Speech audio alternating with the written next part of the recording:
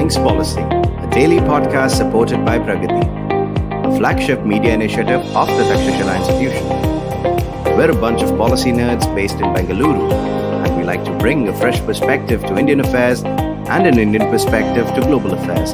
So grab a cup of coffee, sit back, and join us for today's chat. Hi everyone, welcome to another exciting episode of All Things Policy. Today we thought we'll shift the discussion away from humans and talk about cheetahs instead. I'm Rohan Pai and I work as an assistant program manager at Takshashila Institution, and I'm your host for today. We have a guest speaker from ATREE, Ananya Rao. Hi Ananya. Hi Rohan, it's good to be here. Thank you for having me. Yeah, this is the second time you're here, so glad to have you featuring again. So, like I said, we're going to be talking about cheetahs today, and if you guys have been looking at any of the news of late, you would have seen that there's a plan to reintroduce cheetahs in India. So I'm just going to give you all a little bit of context about exactly what we're talking about. So in July, an MOU was signed between the Indian and Namibian government to bring in 8 cheetahs from Namibia to India. They're expected to arrive in Kuno National Park in Madhya Pradesh on September 17th. And the plan is to release the cheetahs in a 500-hectare electrically fenced area in Kuno to be kept under observation for a month for diseases. And then they'll be opened up to the larger 115,000-hectare sanctuary. And to zoom out, in 5 to 6 years, the country plans to import and locate 50 to 60 cheetahs in half a dozen reserves and parks across the country, and then move the animals around for genetic and demographic diversity. It is estimated that the project would cost around rupees 300 crores, but these figures are yet to be confirmed. So this is the basic context of what we're expecting to happen in the next 2 days. I would like to bring in Ananya here on this point. And my first question to you, Ananya, is what exactly is the government aiming to do by reintroducing cheetahs in India? And what is the rationale behind this? Okay, so essentially, the project has one main goal, which is to establish a viable meta population of cheetahs in India, which will allow the cheetahs to perform their role of being a top predator and to expand in numbers within geographical range that they earlier inhabited. So for context, cheetahs once did exist in India in large numbers, but by 1952, they were officially declared to be extinct. So the first goal of the project would be, one, to bring them back into India and to establish a population of cheetahs in the country. And the second goal, following from this, would be to conserve the ecosystems that the cheetahs inhabit, which primarily are grasslands. So the goal in saving the cheetah is that we can establish it as an umbrella species through which we would be able to save all the species that it preys on, as well as the habitat that it lives in, which is mainly grasslands, shrubs, and open forests. So it's also important to keep in mind that these cheetahs are a different genetic strand than the Indian cheetahs that once existed but are now extinct. And the justification for bringing in these cheetahs from southern Africa is that these particular cheetahs, they have the maximum genetic diversity among currently existing species. And this should help set up a good founding population stock over here. And the government is also confident that there is enough food for them over here in Kuno. And if not, there are also some plans supposedly to bring in cheetah from Pench National Park. So with all of these, essentially, the government is trying to reintroduce a species that once existed but is now extinct. And with that, to conserve the associated habitats and species with the cheetah. Okay, that's a good broad overview to start with. So I think before we get into the meat of this, I just want to give a brief history of cheetahs in India, right? So the cheetahs went extinct in 1952, but right from the Mughal times, cheetahs were known to be common hunting companions. Akbar was actually known to have had 1,000 trained cheetahs, and after that, many of the Indian royals, princely states had tamed cheetahs to tag along with them when they went out hunting. Fast forward to after independence, we have MK Ranjit Singh Jhala, who was India's first wildlife protector. He also drafted the Wildlife Protection Act in 1972 and chaired the Wildlife Trust of India. So in the 70s, he was a man who convinced Indira Gandhi to initiate talks with Iran because Iran actually housed the Asiatic cheetah then. So this was around 20 years after the cheetah had gone extinct in India. And he was keen on reintroducing cheetahs in India then itself. So he had convinced Indira Gandhi to, have talks with Iran and bring the Asiatic cheetah, which was present in Iran, back to India. And this did not go through, unfortunately, because of the political conditions in India. As we all know, in the 1970s, we had the emergency. And unfortunately, 2 years after that came the Iranian Revolution.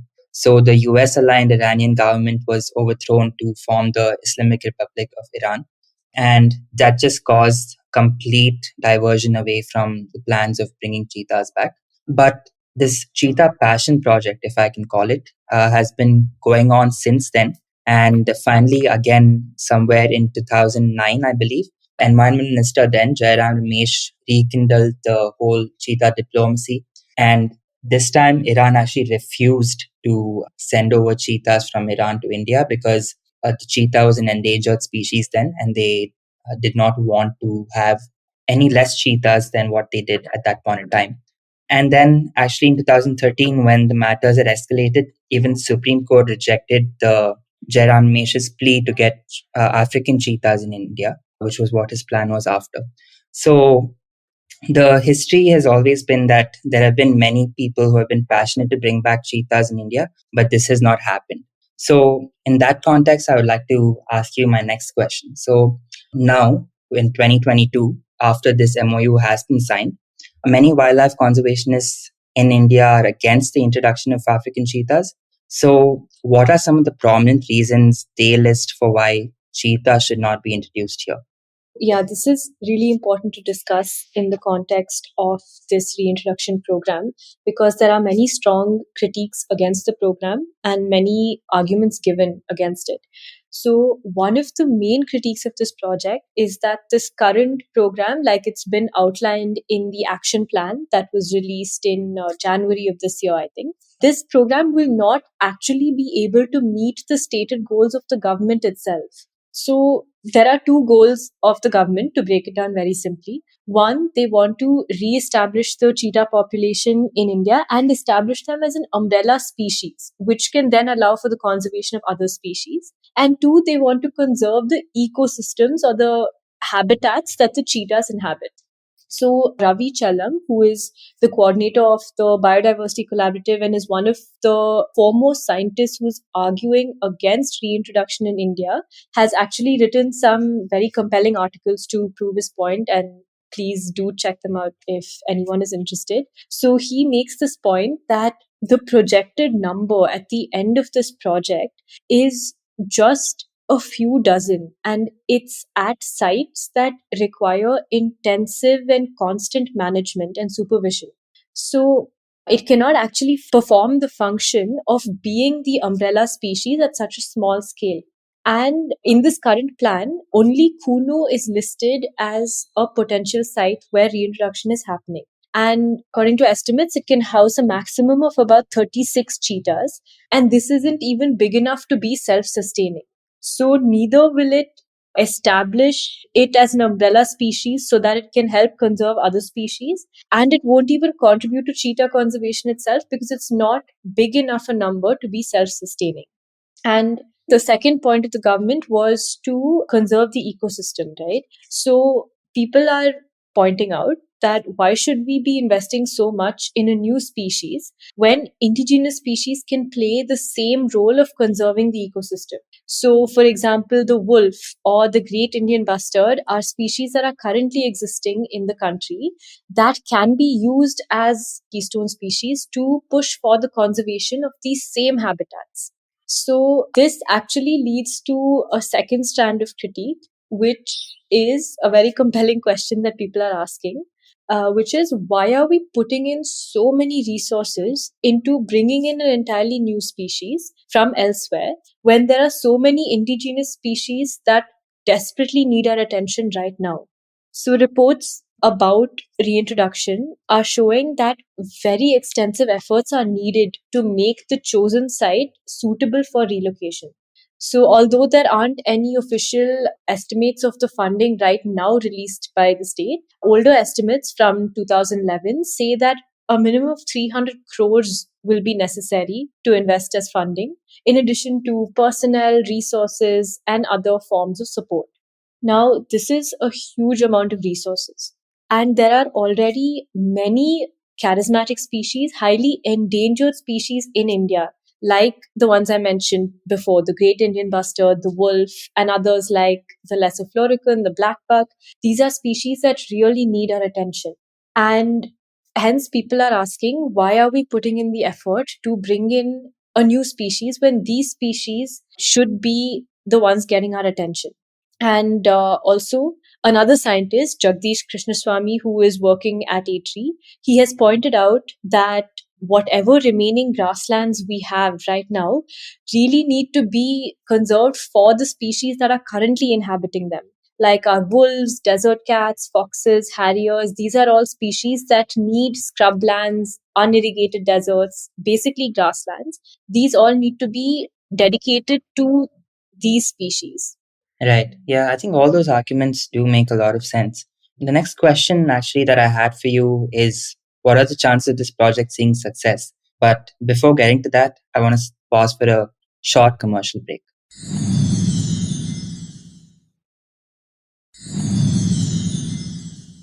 Hey, welcome back, everyone. So, before we pause for the break, we were discussing about India's cheetah reintroduction plan. And I think Ananya listed out what some of the main arguments against the reintroduction are. And before we go into talking about the chances of this project seeing success, based on what I've read, I've seen that the habitat in which these cheetahs are being brought in is not exactly suitable for the cheetahs at all.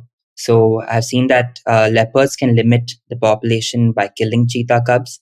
Cheetahs, which are known to be very delicate animals, they try to avoid conflict as much as possible, which is actually one of the reasons why they've developed so much speed over the years. Will be exposed to sloth bears, striped hyenas, and wolves, which they're not actually exposed to in Africa. Also, the designated area in Kuno is not enough for a breeding population, and the prey density, which we have already covered, is poor for the sustainability of cheetahs in this area. So, considering all of this, all of what you've already listed and some of these outright issues, what are the chances of this project actually seeing success? Right. So I think you made some really important points, and these are basically all the points that point to the fact that we do not know if the cheetah will actually survive. And actually, it indicates that survival may also be difficult. So, like you mentioned, very first point is that this cheetah is an African subspecies, which is not evolved to Indian conditions, and it is different from the species that used to exist over here. So, first of all, the climate is very different. We have much higher rainfall. We also have higher temperatures. The temperatures in our grasslands actually don't go below sub-zero like they do in Africa. And other than the climate, the geography also is quite different because cheetahs, they are known to travel freely over very large distances, up to 1,000 square kilometers in a year. And African parks allow for this kind of movements, but Indian parks are actually much smaller. And they may not allow for the cheetah to move in the way that it is normally used to doing. Also, while the habitat in Kuno is currently suitable on paper, many scientists are also afraid that it could evolve in time into a dry, scrubby forest, which is actually more suitable for tigers. And due to all these factors, like you mentioned, we do not actually know if the cheetah will be able to find prey and to deal with other predators and adapt to the climate, because all of these are are processes that happen over a long duration, and now they are suddenly being transplanted into a climate and a geography that they are not used to. Building on this, to add more fear, there is also now evidence that tigers from Rajasthan are actually entering into Kuno through a wildlife corridor to escape overcrowding in Rajasthan. And this is actually a very big risk because there's no scientific evidence currently to show that cheetahs, tigers, leopards, all of these can coexist comfortably in the same habitat, right? And third, and perhaps most dishearteningly, we don't actually have a very good track record with tiger relocation, which is something we should be looking at as a reference because it's another big cat that we have tried to relocate many times within the country itself, but it still has proven to be quite difficult. So, for example, in Tariska, tigers have been reintroduced after they went extinct in 2006. But after the reintroduction program, they have actually continued to die, or they've not been able to reproduce and set up a self sustaining population. And another example was in 2020, the Tiger Conservation Authority actually had to cancel reintroduction programs in Orissa because the tigers that were supposed to be reintroduced were kept in very small cages, bad conditions, and just the program never happened. So these are all bad track records. We can see even the examples from the Gir forest and with other species. Generally, when there has been reintroduction efforts, they have not been very successful. So these are precedents that we should be mindful of and should look to as warning. Right, right. That makes sense. I think it's kind of unfortunate to see that, this whole, like, there's a vanity that gets attached to megafauna fascination, and then that just takes over, and logic is not even considered anywhere. But if I were to push you a little more and ask you, like, what are the circumstances under which this could have actually worked? Like, if we had to reintroduce cheetahs, what would be the right conditions in which we could have introduced them?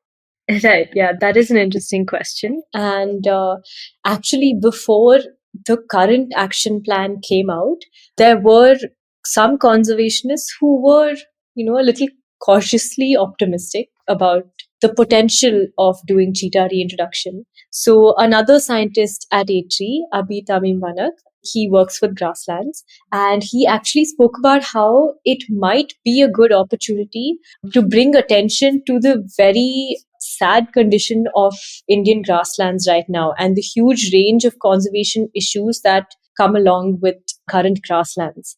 So the problem is right now that with our Indian grasslands, they are suffering from a lot of population decline due to consistent neglect, both pre and post independence. And there have been a lot of government policies that have been followed since independence that have really damaged the grasslands. So there have been things like forced irrigation or planting alien species in these landscapes like Prosopis juliflora, which has actually become very invasive, and eucalyptus plantations, of course. So all of these measures have actually, first of all, they've been done because simply governments and just people have not understood grasslands. They've seen them as wastelands or they've seen them as degraded lands. And in whatever misguided efforts to conserve them, they've actually ended up damaging these ecosystems quite badly.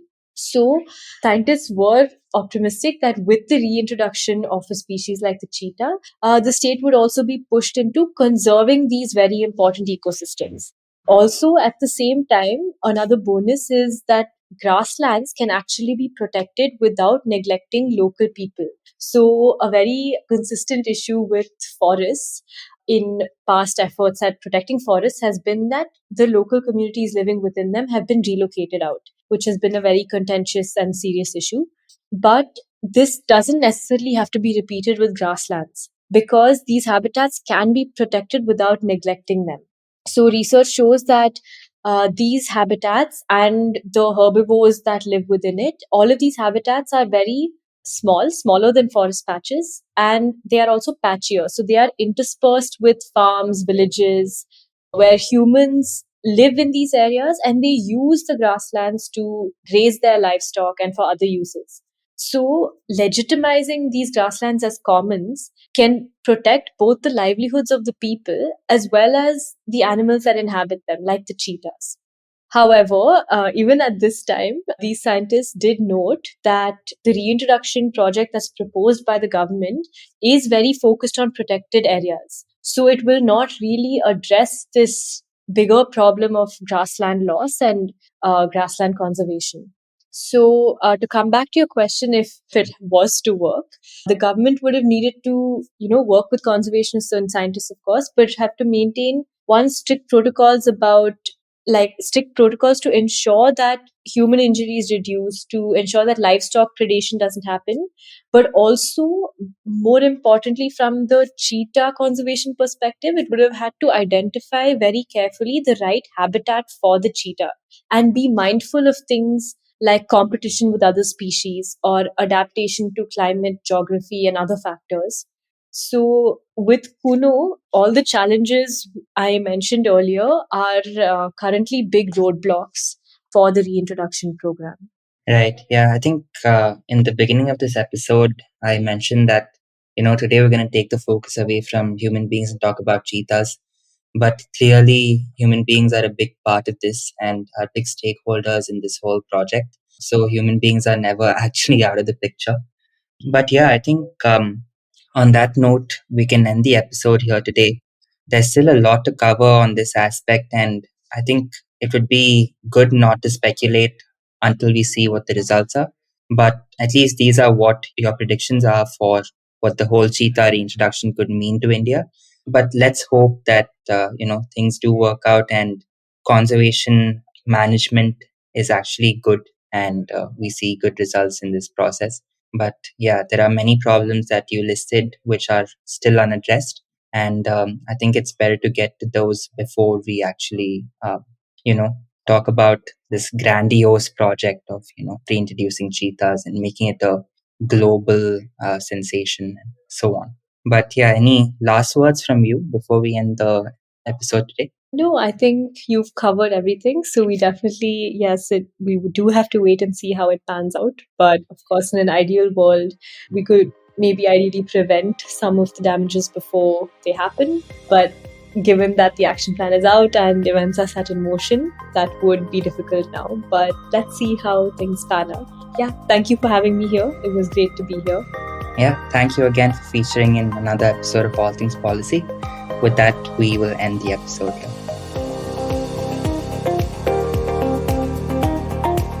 If you liked our show, don't forget to check out other interesting podcasts on the IVM network. You can tune into them on the IVM Podcast app, ivmpodcast.com, or wherever you listen to your podcasts. You can also follow IVM on social media. The handle is @IVM Podcasts on Twitter, Facebook, and Instagram. And hey, if you'd like to dive into Takshashila's research on technology, strategy, and economic affairs, check us out at our Twitter handle @TakshashilaINST or our website takshashila.org.in.